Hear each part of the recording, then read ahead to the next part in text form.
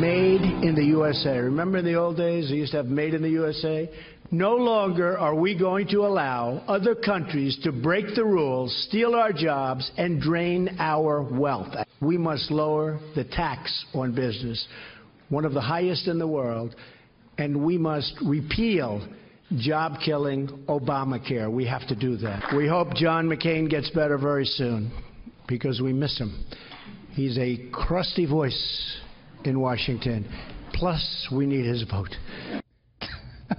I don't know how he takes the crusty voice. We'll see. We'll ask Senator McCain as he's recovering from surgery in Arizona. And the question is when he'll be back on that health care vote.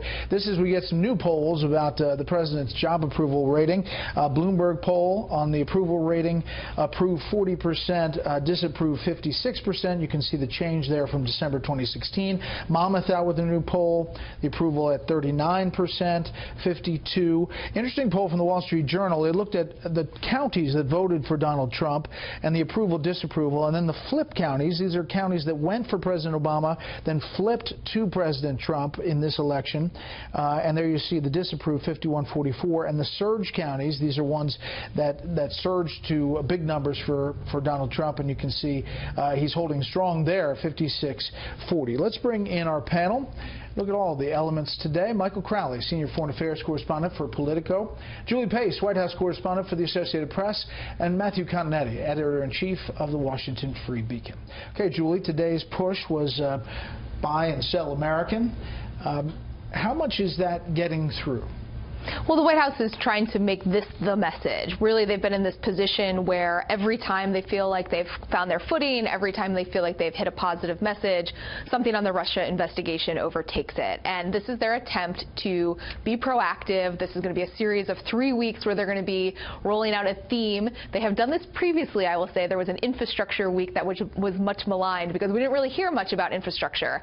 And I think it's important to note that every time the White House has one of these theme weeks and something gets overtaken, it's often because the president himself is throwing other issues on the table. So this will be the big challenge for them, not just whether they can stay on message in the press shop and whether they can hold events every day, but whether the president can restrain himself on Twitter in particular and keep other messages from overtaking this. And this morning, the president tweeted about the Russian meeting with Donald Trump Jr. Most politicians would have gone to a meeting like the one Don Jr. attended in order to get info on an opponent. That's politics. Well, some Republicans are having a problem with it. Here's John Sununu on America's Newsroom. The changing story is embarrassing. The changing story is stupid. The changing story is a mistake.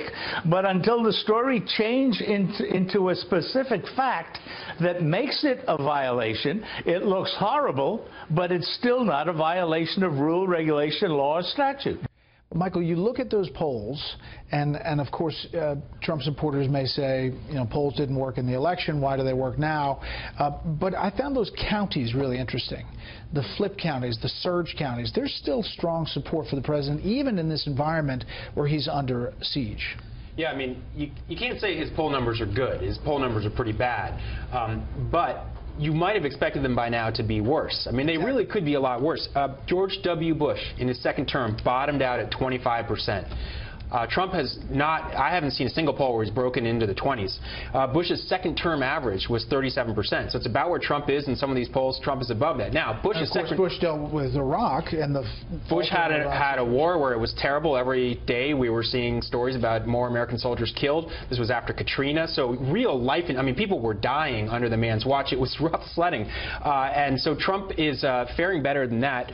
And, you know, it just goes to show this country is extremely divided. Some other polling I saw today, Brett, shows that only a very small number of Republicans believe that Russia even interfered in the election. I mean, I think increasingly Republicans are thinking that the entire Russia story is bogus. And I think that is really redounding to his benefit and keeping him from plunging down to those rock-bottom George W. Bush numbers. I think we have Senator Tom Cotton on Donald Trump and Russia and this whole investigation. Take a listen. I would dispute the premise of the question that the Trump administration has somehow been soft on Russia. If anything, the Trump administration has been much tougher on Russia. Was it naivete when Hillary Clinton pressed the reset button with Sergei Lavrov? 6 months after Russia invaded Georgia? Was it appalling naivete and weakness when Barack Obama directed our ambassador in Ukraine, as their country was being invaded, to tell the government of that country to do nothing provocative to stop the Russians?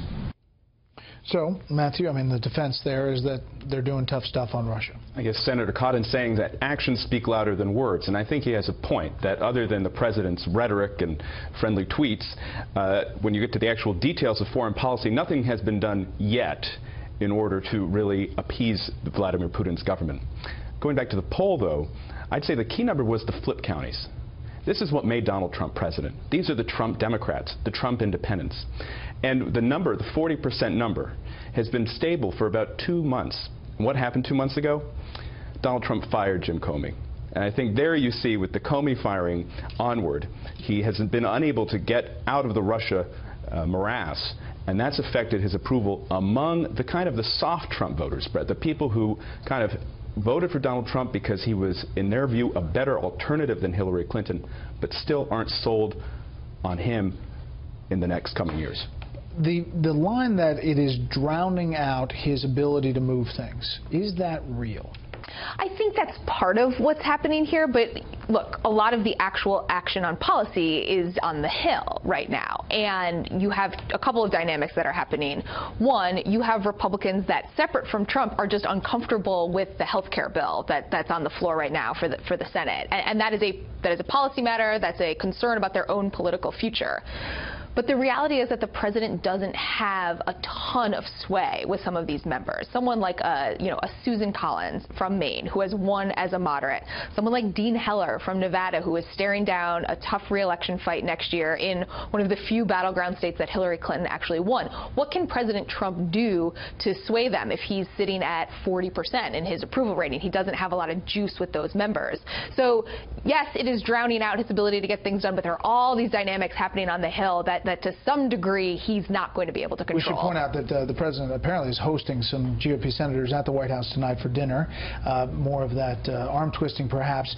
But Michael, I'm hearing that behind the scenes that a lot of big donors are putting the pressure on Republicans, saying you don't get something across the finish line and my wallet closes up really quickly. Well, it just must be so frustrating for congressional Republicans when they have these majorities in the House and Senate. The Senate majority is narrow, admittedly, but they have a Republican president, and they should be scoring wins. In this kind of environment, George W. Bush had some important early legislative wins, including having, by this point, passed a huge tax cut of more than $1 trillion, and they're looking at going home for recess basically empty-handed. And I think that, Julie's right that the president has limited clout on Capitol Hill, but you have to think that it would be helpful for Republicans to have a unified message on the health care bill, pull up its numbers. This is not a popular piece of legislation. I will say that I did hear a counter-argument from somebody who said, actually, a health care bill is so complicated, so easy to attack, it might actually be better for Republicans that people are distracted and talking about something else because it prevents Democrats from punching more holes in it. So more time does not help, perhaps. More time may not help, but with the Russia story crowding out the attacks, maybe you're okay. The key for Trump is his top issue, in which he has a large degree of support, is the economy and jobs. So one reason you have to get the health care vote done is you can move on to the tax cut, which I think the terrain will be much better for this president and the Republican Congress. Might be still sticky to herd the cats around one plan. But a better political fight. Yeah. Tax reform, not exactly an easy issue to take on. But the whole premise, the thought about getting a W, how?